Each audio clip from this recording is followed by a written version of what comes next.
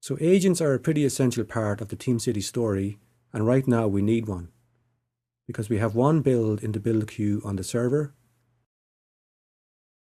and 0 agents.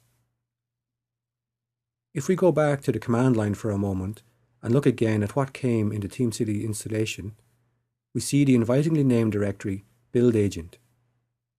It contains some files and subdirectories, but as usual we make a beeline for the bin directory. Agent.sh looks like a useful place to start, and indeed it tells us that it is the place to start. Agent.sh start seems to kick off something, and we're told there's a log file to look at. Log files are about the only form of data file I can bring myself to look at, so let's do it.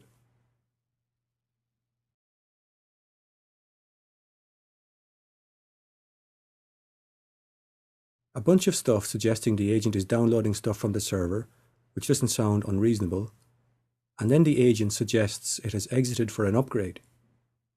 Looking at the server again, we see that we now have one disconnected agent registered, and it's promising us that it will upgrade.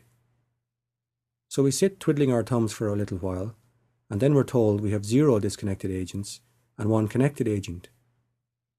Clicking to see what the connected agent is doing, we find that not only is it connected, but it's running the build, and then it stops. Checking back with the project page shows us that we have a successful build of Hello World with exactly 1 passing test. TeamCity allows us to view all kinds of things about a build by clicking on it. We can get a breakdown of the tests run, which looks a little useless with only 1 test, but you will come to this page a lot as the project evolves. We can see the build log, which is essentially system out from running the build, and other messages from TeamCity itself. This can be very useful when it comes to debugging broken builds or misconfigured TeamCity instances. Just to get familiar with what's in here, we can see the JUnit output confirming the run of our unit test, and the result of the ant-war task confirming creation of the war. A continuous integration server earns its keep when it detects build breakages, so let's check that our arrangement of TeamCity can do that for us. Let's deliberately break the build. Locate our Hello World test code and make it impossible for it to pass by changing hello to goodbye. Goodbye world. This surely must be the most depressed test case I've ever written. I guess I need chocolate. Now we need to check in our change to Subversion to see if TeamCity catches the broken build. svn st, remember Subversion status, shows us the status of our working copy. We see that Hello World test has an M before it, meaning it's been modified, confirming the fact that we need to check it in. svn ci, remember ci stands for check-in, and like many of the other Subversion commands, takes a comment in the form of a -m switch. So check in my changes with the comment making test fail to ensure TeamCity is working, and we get some lines confirming that the changes have been committed to the server. What does TeamCity tell us about our change? Clicking on trunk tells us nothing just yet, but if we wait a while, the wait has been cut out of this video clip to save on time, then we see that there is one pending change.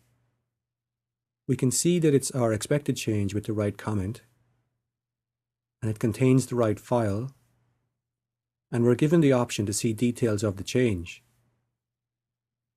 If we click on the edited file, we get to see the differences in this file relative to the previous version.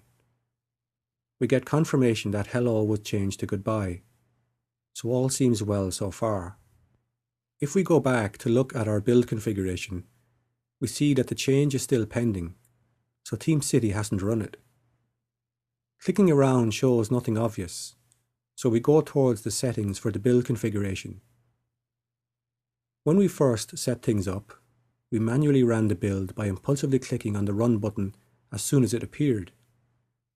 Now we see that there is a step 4 in the process of setting up a build called build triggering, and it sounds like it might be the place we need to look.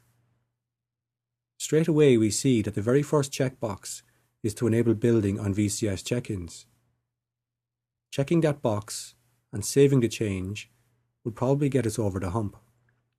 Looking at the project page again shows us that Trunk has started building. In fact, it's just updating itself with the latest contents of Subversion, and soon afterwards it registers a test failure. The drop-down summary confirms that it's the test we expect, well, we have only one, and clicking on it gives us a full detailed explanation of the failure. Now there's no escaping the fact that Mike broke the build by changing hello to goodbye, so he'd better fix it.